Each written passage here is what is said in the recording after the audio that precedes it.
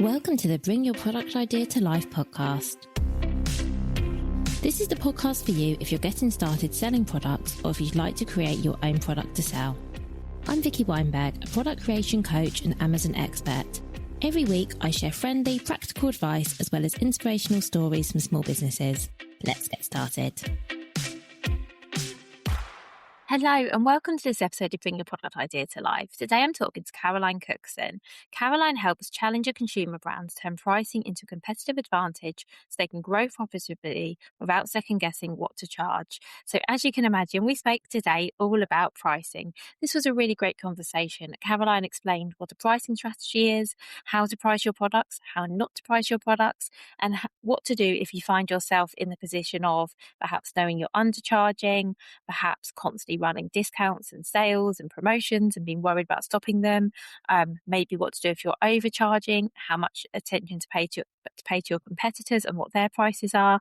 We covered an awful lot and there is so much really useful practical advice in this episode. So now I'm going to stop talking and introduce you to Caroline. So hi Caroline, thank you so much for being here. Cool, thank you very much for having me. So can we please start by you giving an introduction to yourself, your business and what you do?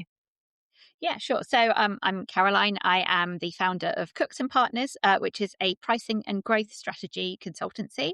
And I work with SMEs and startups of mostly challenger brands, helping them refine their pricing, figure out their growth strategies, and effectively just make their business more profitable in a way that aligns with their values.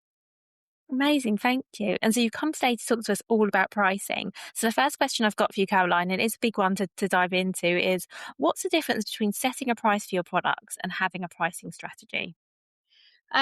So setting a price for your products can just be picking a number. It can be, saying, okay, these are my costs and adding a margin on top. It can be looking at a competitor and just picking, aligning yourself with them. Whereas having a pricing strategy is really taking that step back to really think about, okay, what does my pricing say about me? So, as a starting point, pricing is one of the 4 Ps of marketing, right? It's a very important part of your marketing mix. So it's something that should be treated as the rest of your brand strategy would be. And you need to kind of understand where you sit strategically. So not only, what is the number, but what does it say about me? How does it align with the positioning of my brand? How does it align with the competitors? Where do we sit? And just really taking that step back to be able to clearly articulate your value and why it is that you're priced the way that you're priced. That makes sense. Thank you. So you mentioned your competitors' pricing there. So how much should you know about what your competitors are charging, and also how much weight should you give it? Like, should you try and be in line with your competitors? How much do you need to think about it? Yeah, absolutely. So you should absolutely know where your competitors are priced, because that's what your customer, what your consumer is going to be seeing. They're going to be, looking, they're going to be making a decision and comparing you to other products. So you really need to understand what your competitors are priced at and why. But then as to how much attention you pay to it, that's a very different question, right? So you need to know where they are. You need to know how you compare to them.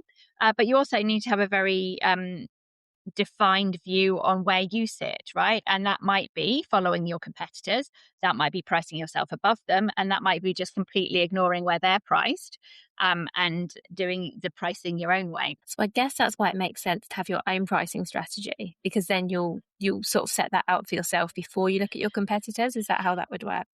Exactly. So you can be really clear on, this is where I sit versus the rest of the market. This is why, this is the value that I bring.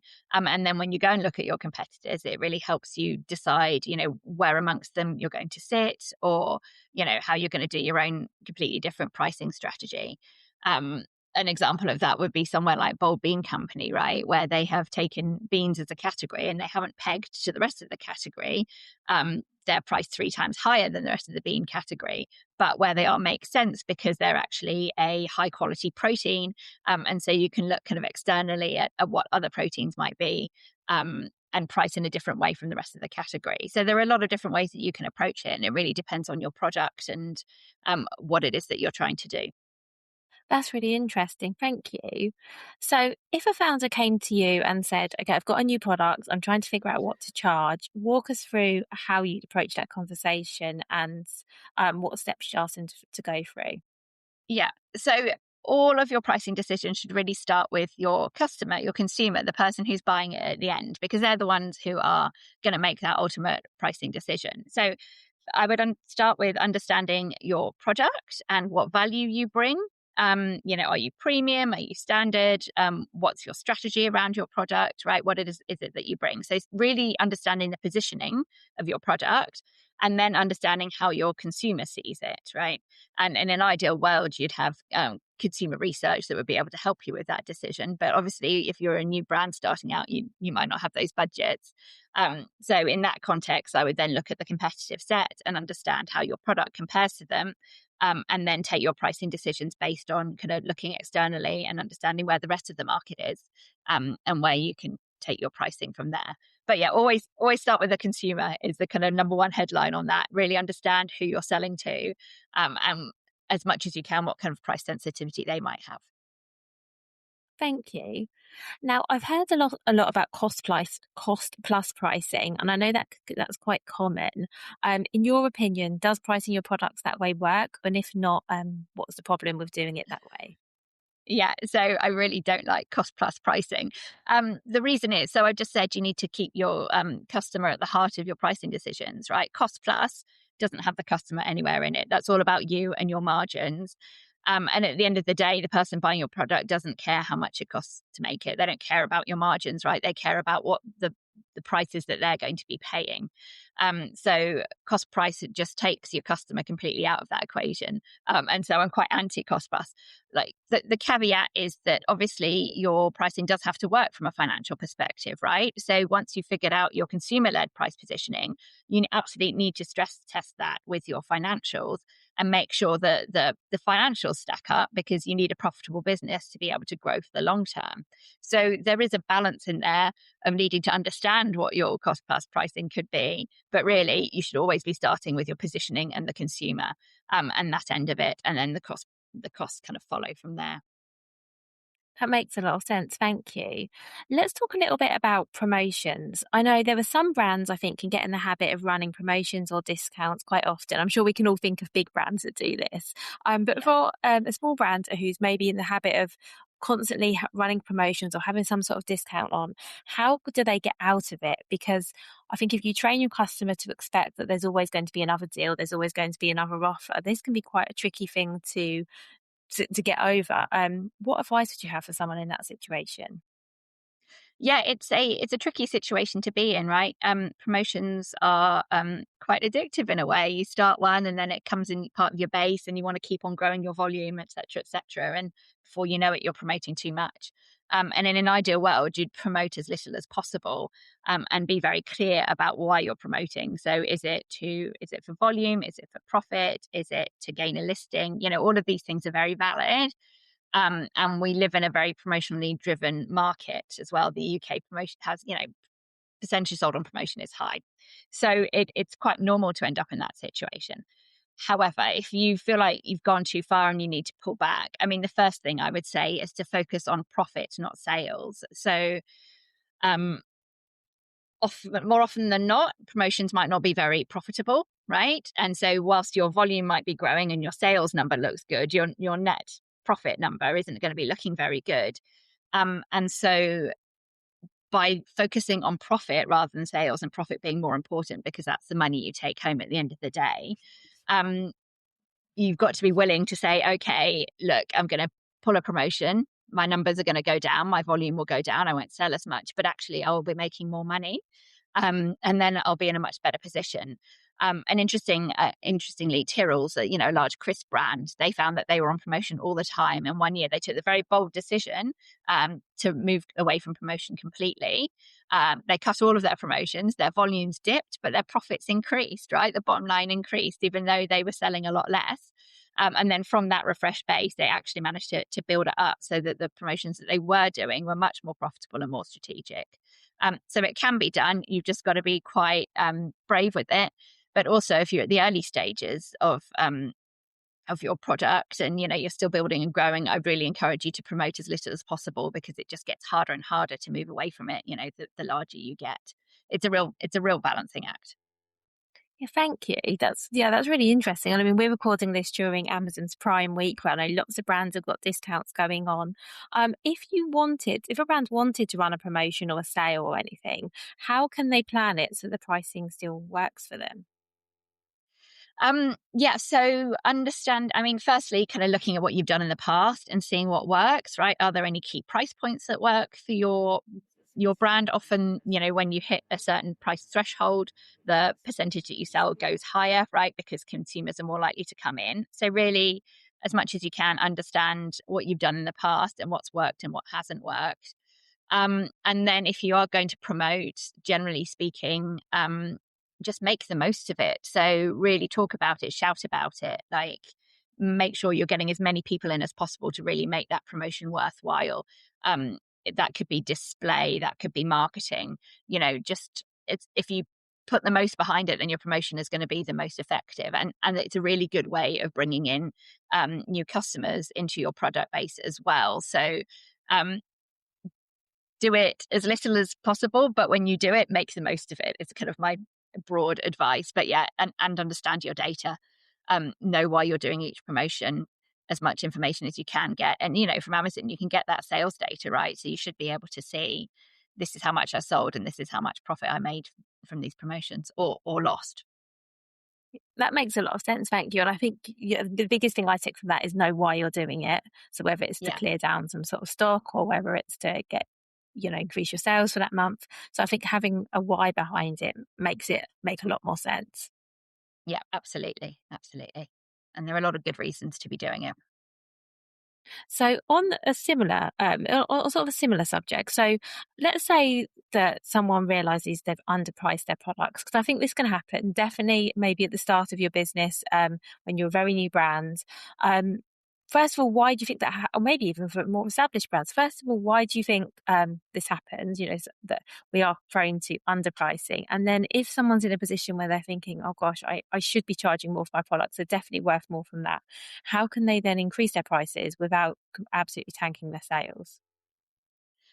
Yeah, that is quite common, especially when you're starting out and you're building a new product. It can be quite nerve wracking to put a price on it, right? And there's a lot of psychology and emotion behind it as well when it's your own product and something that you've built. It can be quite scary putting a price increase through. Um, my first, well, and so it's tricky to say. So it depends on your situation. There are kind of a couple of different ways you can approach it. Putting through quite a few smaller price increases is generally the easiest way to approach it, right? If you can keep your price increases sub, say, 5%, then and then do it, say, over a few years if you need to, that's going to kind of go under the radar more with retailers. So that's a good way of kind of increasing it bit by bit, and you will get there in the end. The other route is to just go bold and hard and know that it's going to be really tricky, right? If you're putting through a higher price increase, say a double-digit price increase, you're going to get a lot of pushback from your retailers and your customers, and you might get pushback from the consumers as well. But that doesn't mean it's not always worth doing, right? Especially if you're early on in your journey, perhaps taking the hit and having, knowing that it's going to be a bit turbulent while you put the price increase through, but that it's going to work for the long term. That can be a really valid way of doing it as well, and making sure that you're built for future success. So that's kind of like two different strategies, and both have their pros and cons for the short and the long term. And it really depends how quickly you want to do it, what the impact's going to be, and how you can set yourself up for long-term success, which is the main goal. That makes a lot of sense. Thank you. I've definitely seen examples in the past, and I can't think of any brands off the top of my head, where I've got emails from brands that say our prices are going up due to whatever it is, cost of materials or whatever it is. They're going to be this price until this date, and then after this date, they're going to go up. And often, if I've seen something like that, and it's a brand I shop with anyway, it does actually encourage me to shop with them, because I'm like, oh, it's going to be more expensive soon. I better stock up now. So I guess it can maybe work for you in some ways as well, if you've already got a customer base Yeah. who already like your products. Exactly. Yeah. Yeah. And you can communicate it well, and clearly, and make sure they understand why. People are much more understanding about you taking price than I think most founders expect them to be. Right. So, and the better you communicate it, I mean, that really makes a difference. So, and that's going to depend on kind of what you sell. Sometimes you need to communicate it. Sometimes you don't need to communicate it, because pointing out that you're taking price when your customers wouldn't have noticed anyway, certainly your end consumers, um, isn't necessarily something you need to do. You always need to justify it to your retailers, though, to your direct customers, right? That you have to justify and to make clear. But especially in today's inflationary environment, right? They're used to it. All of the big companies are taking price every single year. So in the broader context, it's absolutely something that you can do. And like you say, not every approach will work for everyone. I think it is figuring out what works for you. I work with another brand who just sell on Amazon, and part of their strategy last year was to raise the price, and they actually decided to raise it by a couple of pence a month. So the increase was spread across the year, and it Oh wasn't a yeah, huge increase anyway, but percentage wise, I guess it might have appeared that way, and nobody noticed. The sales didn't drop at no, all. And I'm sure there might be some eagle eye customers who now have got going, I'm sure I used to pay whatever it was, but because it happened so yeah. gradually, I don't think there was any impact at all, which was really interesting. Yeah, and I think we often overestimate how much our consumers think about our price, right, and how much they remember of it. And it's worth noting that, like, a small percentage increase to a business can make a huge difference, right? Like, studies show that 1% in price can have an 11% impact in operating profit, right? It's the one area of the P&L that just goes straight to the bottom. So it can have a huge impact on your business. But 1% price increase to your customers, they're probably not even going to notice. So, it's that's the wider context, that it can make a big difference to you, but not necessarily to your customer base. And even when you're going higher, what I've seen historically is often you get a little bit of a dip when you take the price, but then it just returns to normal again within a few months. And then you're just selling it off a higher base. People forget what they used to pay. So there's a lot of good reasons to be confident when you take those price increases. Thank you. And so, for anyone who's listening who's thinking, oh, am I undercharging? Should I be pricing more? Are there any signs or clues either you're underpricing your products or that you could at least review your product price?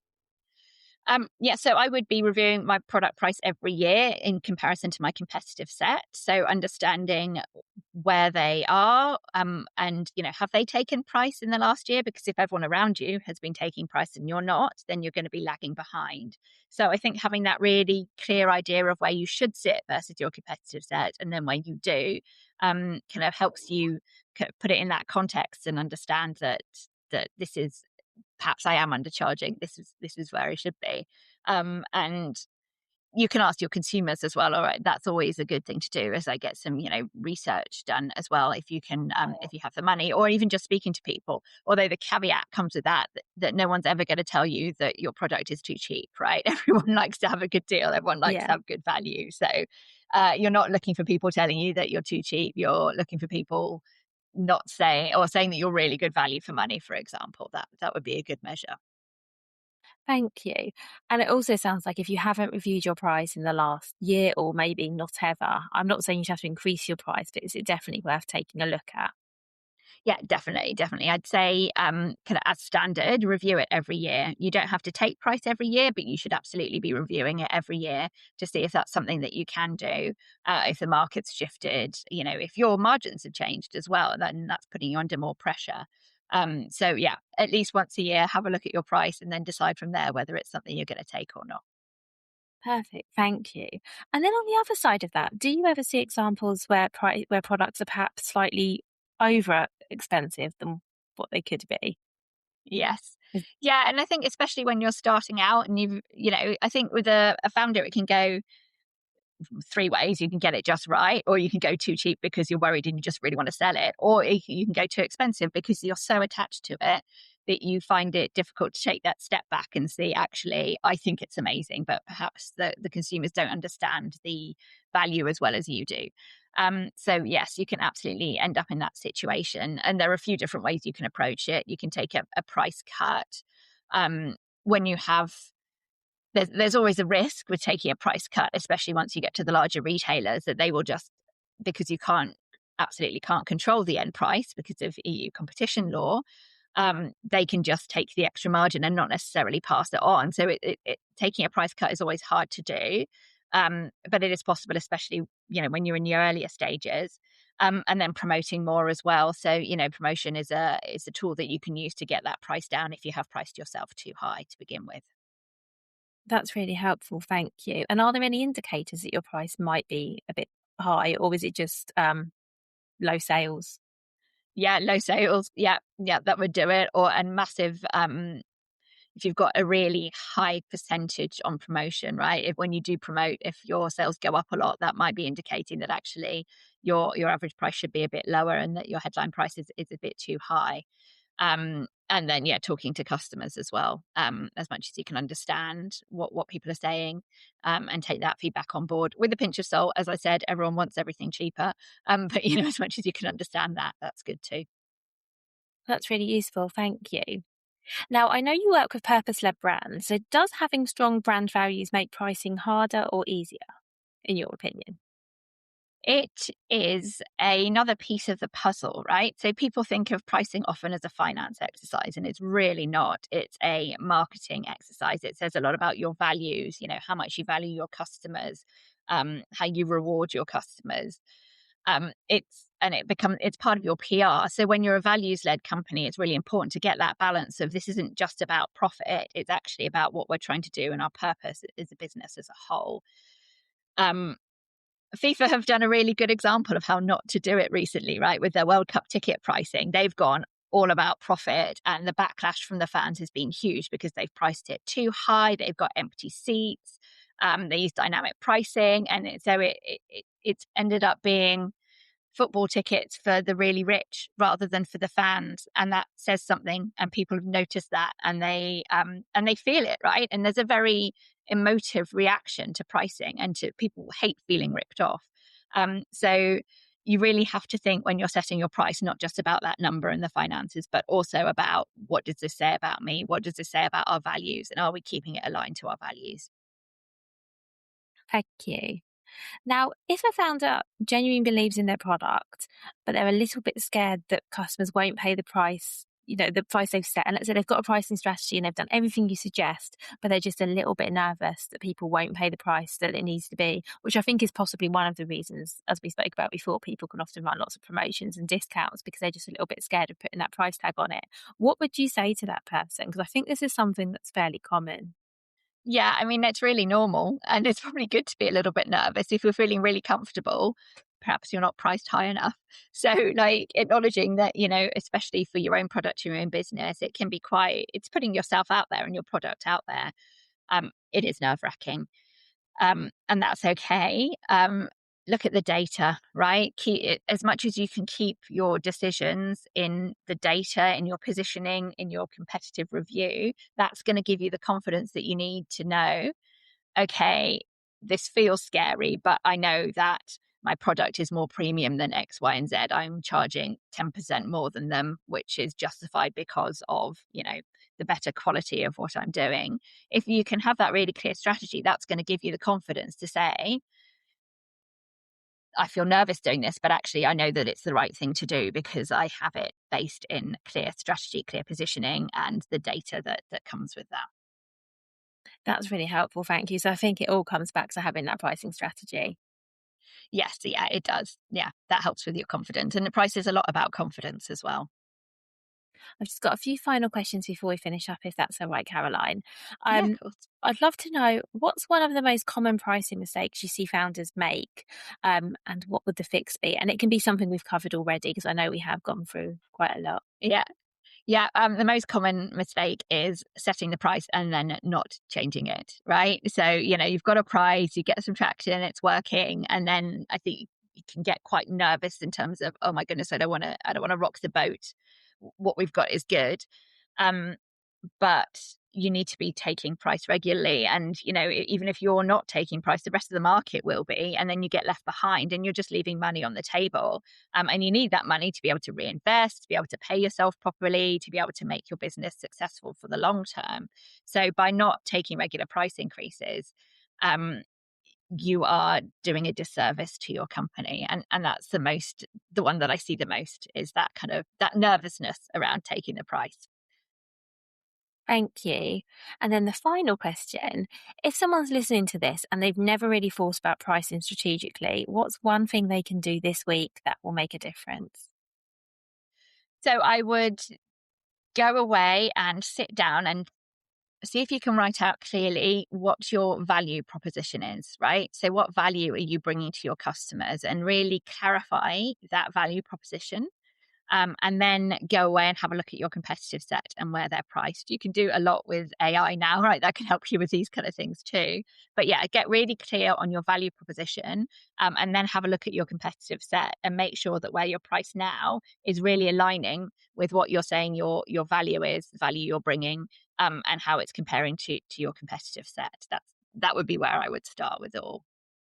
That's brilliant. Thank you so much, Caroline, and thank you for everything you've shared. My pleasure. Thank you for having me.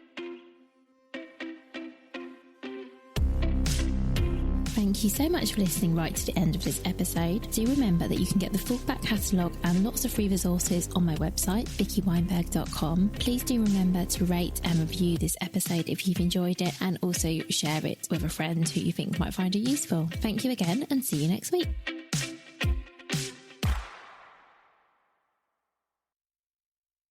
Hello, if you're selling on Amazon or you're planning to and you'd like ongoing support as you go, I've just opened the doors to my membership, Amazon Made Easy.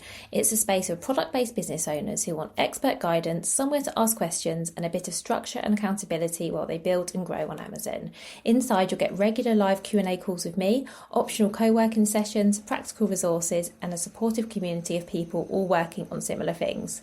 It's designed to make selling on Amazon feel clearer, simpler, and much less overwhelming, and to give you somewhere to go where you're stuck or unsure of what to do next. You can join at any time and stay for as long as it's helpful. And if you'd like to take a look, you'll find the full link in the show notes.